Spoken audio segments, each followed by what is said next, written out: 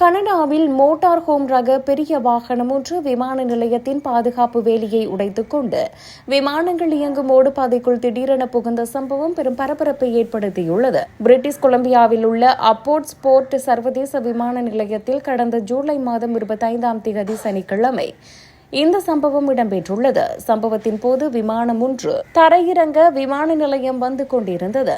விரைந்து செயல்பட்ட வான் போக்குவரத்து கட்டுப்பாட்டாளர்கள் விமானத்தை தரையிறக்க வேண்டாம் என அறிவித்தல் வழங்கினர்.